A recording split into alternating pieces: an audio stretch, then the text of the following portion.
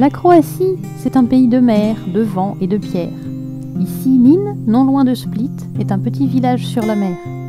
Le prince Branimir nous accueille devant le pont qui mène au village. C'est une icône. Ce prince slave a combattu contre l'Empire byzantin pour l'indépendance de son pays.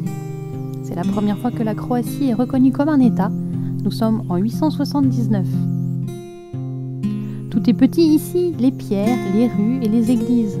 Mais Nin a été un évêché, une ville importante. Ici l'église Sainte-Croix, construite au IXe siècle. Elle est si petite qu'on peut s'y tenir à quelques-uns. En forme de croix grecque, elle a toutefois 3 absides et 3 coupoles, ce qui est plutôt l'habitude des grandes églises.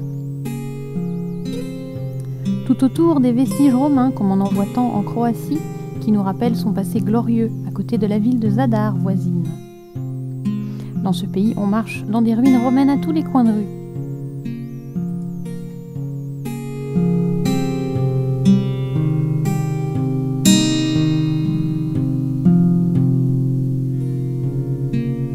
Les rues serpentent dangereusement pour suivre les pentes parfois très raides. Ici, on tombe sur Trogir, en face de l'île de Pag. La terre et les îles sont imbriquées, la côte de la Croatie est déchiquetée en lambeaux.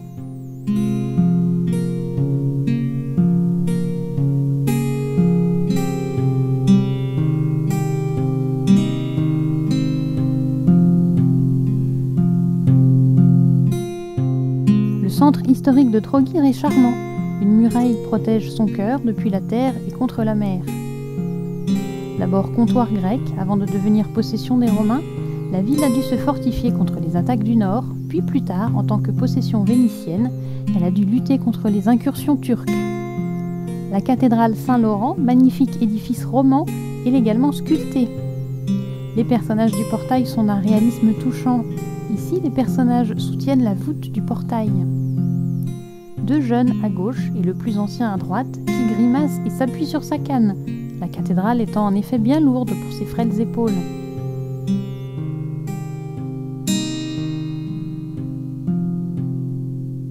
Souci du détail, les sous-bassements sont sculptés comme s'il s'agissait de toutes petites voûtes. Le portail est un véritable livre d'images, d'autant qu'il est très bien restauré. La pierre est d'une belle couleur dorée.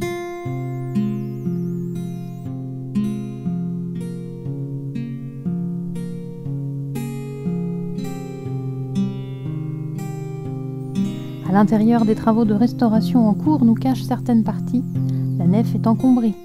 Une grosse chaire octogonale en marbre qui est toujours utilisée pour les lectures. Les stalles en bois sculpté sont plus tardives, mais là aussi avec une minutie et une imagination raffinée.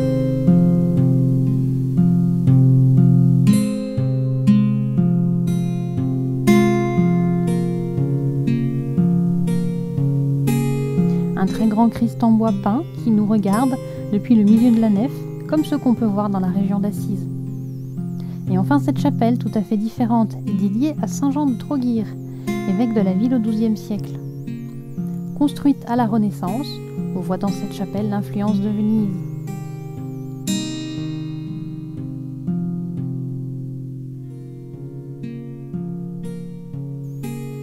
Déambuler dans cette petite ville est un ravissement, surtout quand les touristes ne sont pas encore arrivés en masse. On s'attend à croiser un cavalier romain dans ses étroites ruelles, ou encore un soldat ou un peintre vénitien. Venise, dans la puissance commerciale et culturelle, s'étendait jusqu'ici.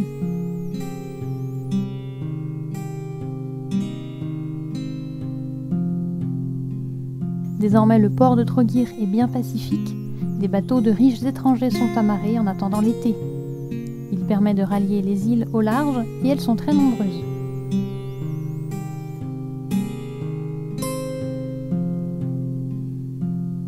À l'extrémité du port, on trouve les restes des remparts qui protégeaient la ville côté mer. Ils se dressent toujours fièrement même si le danger a changé de nature.